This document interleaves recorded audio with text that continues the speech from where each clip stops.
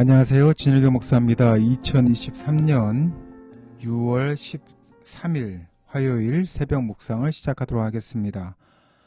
오늘 우리가 함께 보실 말씀은 로마서 9장 1절에서 18절까지 있는 말씀입니다. 오늘 함께 보실 제목은 실패하지 않는 하나님의 말씀이고요. 함께 보실 주제는 하나님의 말씀이 실패하지 않는 이유는 그의 신실하신 사랑 때문이다 입니다.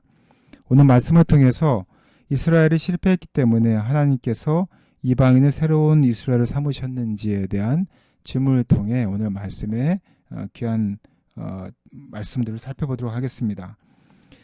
오늘 말씀은 구원에 대한 큰 그림을 마무리하고 유대인의 현재와 미래에 대해 다루고 있습니다.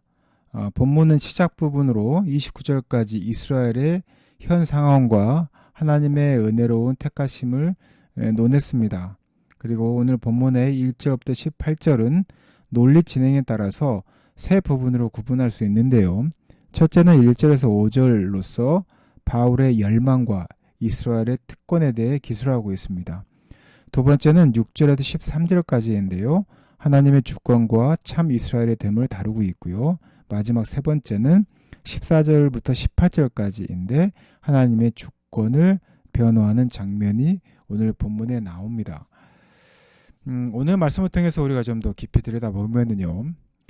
자기 민족 이스라엘의 구원을 생각할 때 사도는 큰 근심과 그치지 않는 고통이 있었습니다. 당연하겠죠. 바울에게는 동족 이스라엘이 예수님을 거부한 채 이방의 빛이요 제사장 나라로서의 사명을 이행하지 못하고 결국 구원에서 멀어져 갔기 때문입니다.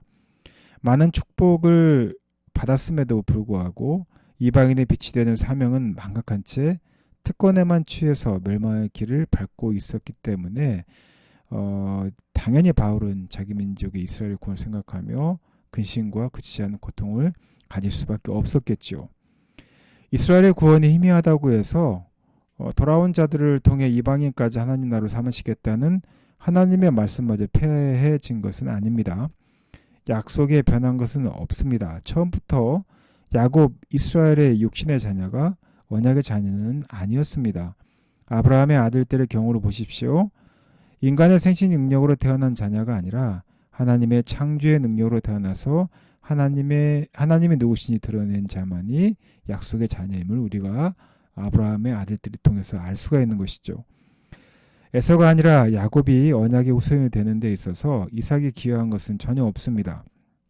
리브가의 태에 있을 때부터 하나님께서 정하여 부르셨다고 성경은 말하고 있죠. 따라서 지금 육신적인 이스라엘이 대부분 메시아를 거절했다고 해서 하나님의 약속의 말씀이 실패한 것은 전혀 아닙니다. 육신의 이스라엘이 자동으로 하나님을 믿게 된다고 약속하신 적이 없기 때문이죠. 하나님의 선택은 불의한 일이 아니고 창조주 하나님의 고유 권한입니다. 황금 송아지 우상을 만든 이스라엘 백성들을 즉시 처형하지 않고 긍휼히 여겨서 용서하신 것도 그분의 의지이고요. 완악한 바로를 그대로 두어 그의 악행을 통해 이스라엘과 열방 앞에 하나님의 능력을 드러내신 것, 그것도 그분의 의지입니다.